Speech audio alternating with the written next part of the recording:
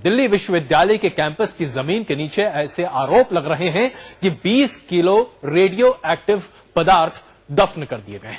अब जरा इसका आप खुद ही अंदाजा लगा सकते हैं कि जब दिल्ली के इलाके में मायापुरी में रेडियो एक्टिव पदार्थ के मिलने से और वहां पर जो लोग उसके संपर्क में आए उसमें से 5 लोग अभी भी अस्पताल में हैं, एक की मृत्यु उसमें से हो चुकी है।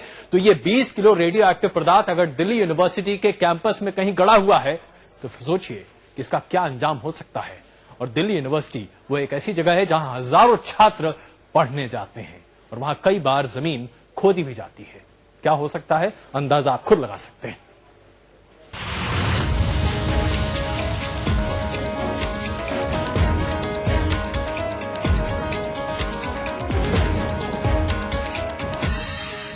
क्या खतरे की ढेर पर खड़ा है डीयू? क्या डीयू में जमीन के नीचे दबी है मौत?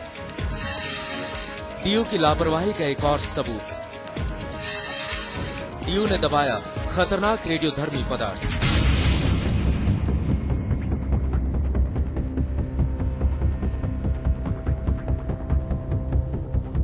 इस खुलासे से दिल्ली हैरान है और सकते में भी। इस दर्जे की लापरवाही दिल्ली विश्वविद्यालय जैसा मशहूर शिक्षण संस्थान कैसे कर सकता है, इसकी तो कल्पना भी मुश्किल थी।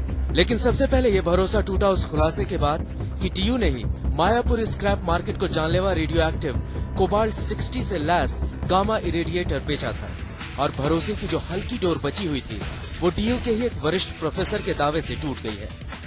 प्रोफेसर का दावा है कि उनके मना करने के बाद भी 20 साल पहले डीयू में जमीन के अंदर दबाया गया था 20 किलो खतरनाक रेडियो एक्टिव पदार्थ। हाँ, फिजिक्स डिपार्टमेंट में ऐसा हुआ, उन्होंने डिस्पोज ऑफ किया था। हमने उसमें ऑब्जेक्ट किया उस टाइम पर कि आप इसको डंप नहीं कर सकते, लेकिन उन्होंने डंप कर दिया। और मुझे मालूम है कि वो डंप तो कर दिया, लेकिन उसका इफेक्ट तो आज भी होगा।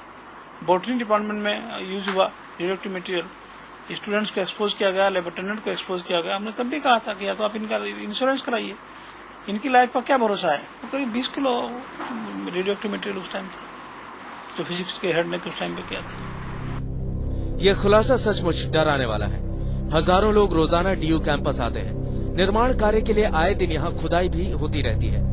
ये सोचकर ही दिल दहल जाता है कि अगर खुदाई के दौरान मायापुरी की तरह यहाँ भी रेडिएशन हुआ तो समझ सकते हैं कि कितने लोगों की जिंदगी दांव पर लग सकती है। वो 20 किलो क्या है, वो ये क्यों कह रहे हैं, और उन्होंने पहले कभी आपको बुलाकर क्यों नहीं कहा।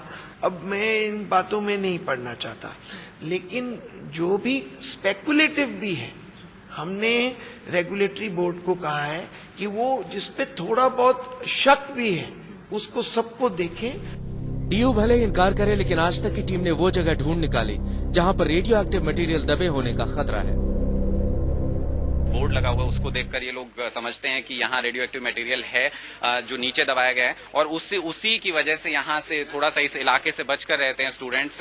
लेकिन किसी भी तरीके से प्रॉपर प्रोसीजर इसे नहीं कहा जा सकता, किसी भी तरीके से डंप करने के लिए जो रेडियो एक्टिव मटेरियल है उसको।